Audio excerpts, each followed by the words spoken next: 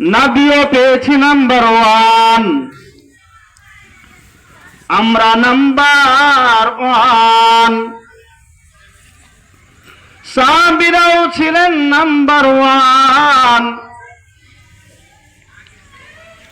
তারা যখন আল্লাহর কাছে দোয়া করেছেন, আল্লাহ তাবারক ওয়া তাআলা স্বয়ং ফেরেশতা দিয়ে সহযোগিতা করেছেন।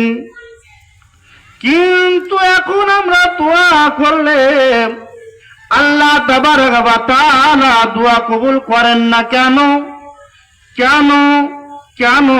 যে আমাদের রবও নাম্বার 1, নবীও নাম্বার 1, কিতাবও নাম্বার 1, সাহাবীরাও নাম্বার 1, কিন্তু আমরা নাম্বার 1 না ডুপ্লিকেট? জি উত্তর দেন, কথা বলেন। আমরা নাম্বার 1 না ডুপ্লিকেট?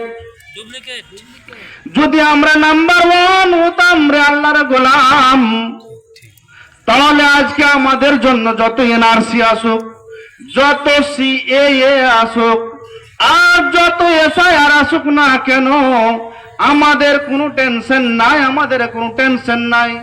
কারণ যে আমাদের ক্ষমতায় যিনি আছেন শুধু পশ্চিম বাংলার জন্য, ক্ষমতায় তার থেকে বেশি আছেন তিনি হচ্ছেন শুধু ভারতের জন্য। কিন্তু এর আগে শত শত বাদশা চলে গেছেন, তারা গোটা দেশকেও শাসন করেছিল, কিন্তু আল্লাহ তাবারক ওয়া তাআলা তাদেরকে মুছে দিয়েছে। যেমন ছিল কে?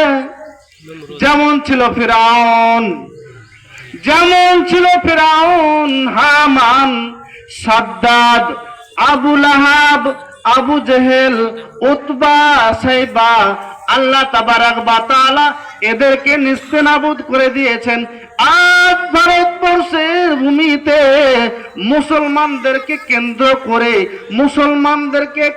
করে, মুসলিমদেরকে টার্গেট করে কিছু বিল পাস হচ্ছে, কিছু আইন পাস হচ্ছে, কিছু উস্কানিমূলক কথা হচ্ছে, একমাত্র মুসলিমকে টার্গেট করে।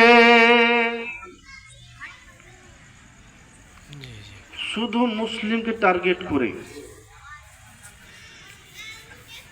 অনেকেই হয়তো আমরা ভাবছি মনে মনে যে অমুক পার্টি ভালো, অমুক পার্টি ভালো নয়, অমুক পার্টি ভালো আর অমুক পার্টি ভালো নয়, অমুক দল ভালো আর অমুক দল ভালো নয়।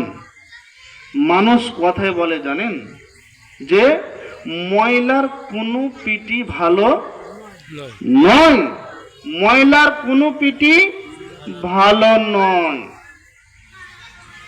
মানুষ কথা বলে যে কি সবাই বগলে ইট নিয়ে কথা বলছে, সুযোগ পেলে মারবে, সবাই রাস্তা নিয়ে কথা বলছে,